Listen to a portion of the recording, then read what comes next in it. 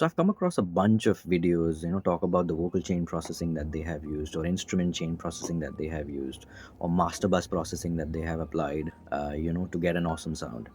And I find this to be very surprising because nobody is talking about the most important issue here, and that is, how did you arrive at that? What was given to you? What was the context of the song?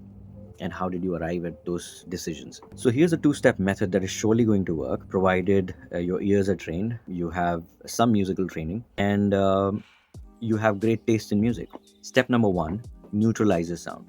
Now, what do I mean by this? Fix any obvious flaws in your performance. So the obvious one is pitch correction. So if you would want to go surgical with Melodyne, in case if there's a lot of flaws, if there are just minor things, then Autotune can fix that.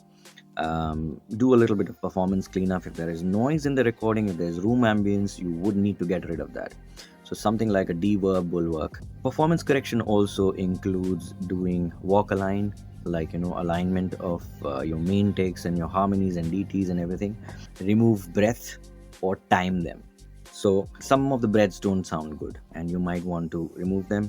Some of them you need them, but then you don't need them at that intensity, and maybe you need it at a specific time. Now sometimes singers perform beautifully, but then their breaths are not timed properly, and that needs to be also corrected.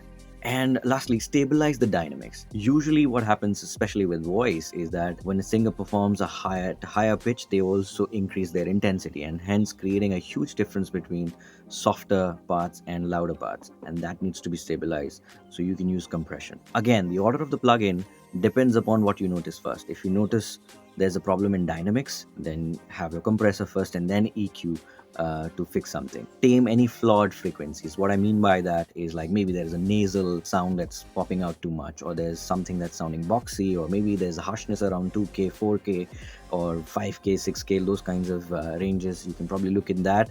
If you notice it, bring it down. So once you've done this, you've neutralized your sound. The second step is to chase the context of the song. What is the context of the song? What other flavors can benefit that? So you can add saturation, you can add reverbs, you can add your space, you can add delay, you can add any other effects. Basically, you can go creative in this step. This is where you can probably try all your fancy plugins that you feel you need to try to get to satisfy the context of the song. And with just these two things, if you understand this concept, you can make or build hundreds of processing chain, and they will work in the context of that song that you're working on. So I hope this was helpful. Save it for later or share it with somebody that might find it useful. Thank you.